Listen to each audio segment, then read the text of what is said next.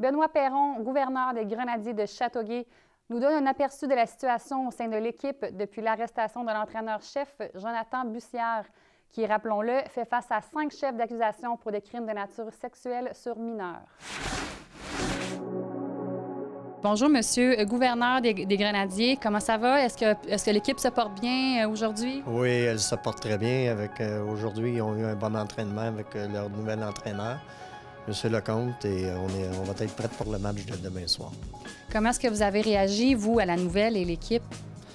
La nouvelle est rentrée mercredi après-midi. J'ai été avisé après la comparution de notre ancien entraîneur-chef, M. Bussière.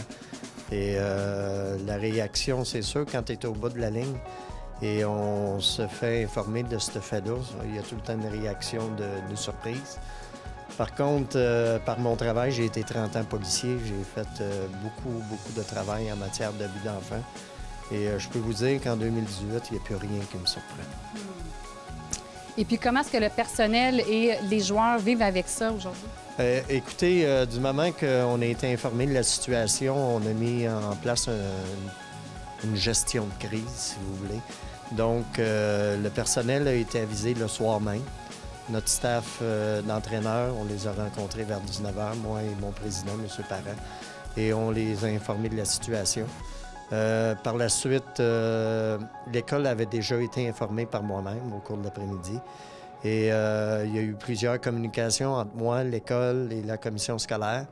Et pour gérer la gestion de crise, on s'est entendu pour se rencontrer le lendemain matin à l'école, où à ce moment-là, on a eu une réunion avec les dirigeants de la commission scolaire, les dirigeants de l'école, les psychologues. Et par la suite, les enseignants ont été rencontrés par la direction de l'école pour les informer de la situation. Et par la suite, on a rencontré notre équipe à l'intérieur d'une classe. Et le message a été très clair et il n'y a pas eu de cachette avec les joueurs. On a vraiment dit aux joueurs qu'est-ce qui se passait, qu'est-ce qui s'était passé la veille.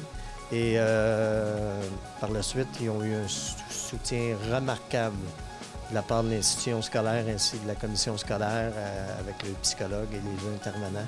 Les jeunes, à ce moment-là, ont été immédiatement pris en charge par l'établissement.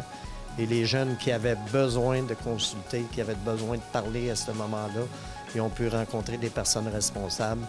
Et par la suite, on a rencontré, on a notre équipe Midget 3A, mais on gère aussi tout le programme scolaire au niveau du hockey à l'intérieur de l'école.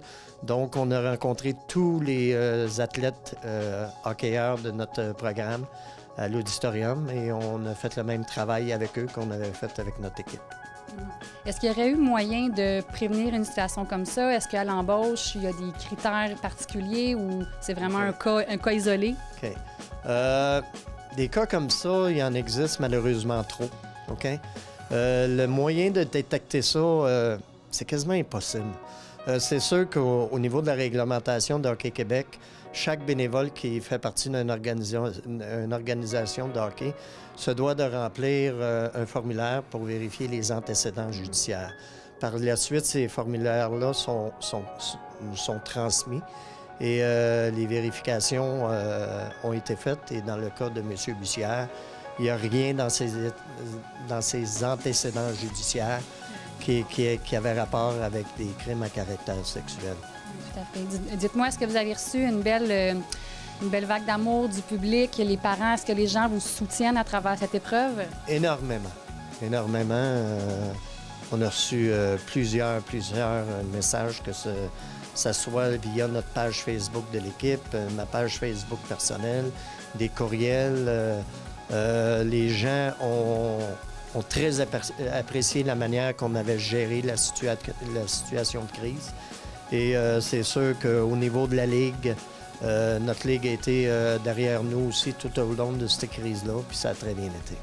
Excellent. Puis dites-moi, pour conclure, est-ce que le changement de gestion de l'équipe, est-ce que le nouvel entraîneur, est-ce que ça a un impact au niveau du jeu des joueurs? Qu'est-ce qui est bon? Éric provient de notre programme hockey, il provient de notre structure. Pratiquement 3/4 des jeunes de l'équipe le connaissent. Ils ont déjà eu Éric comme entraîneur-chef. Et je peux vous dire que quand on l'a annoncé samedi au retour de Magog dans la chambre, j'ai vu beaucoup de sourires dans la chambre. Bonjour tout le monde, mon nom est Éric Lecomte. Je suis très fier et honoré d'être le nouvel entraîneur des Grenadiers de Châteauguay. Pour en savoir plus pour moi, veuillez visiter notre site internet. Bien hâte de vous rencontrer. Ça a fait l'unanimité, ça a mis un baume un peu sur la situation. Effectivement, ça a mis un baume sur la situation. Puis pour nous, mais on regarde en avant maintenant, la tempête est passée. Je peux vous dire que les 3 premiers jours, j'ai été beaucoup sur le téléphone. Et grâce au travail de tout le monde qui a encadré ces jeunes-là, comme je vous disais tout à l'heure, que ce soit notre conseil d'administration, la Ligue Midget 3A, que ce soit l'établissement scolaire, le LPP, ou la commission scolaire, ces jeunes-là ont reçu un service là, A1.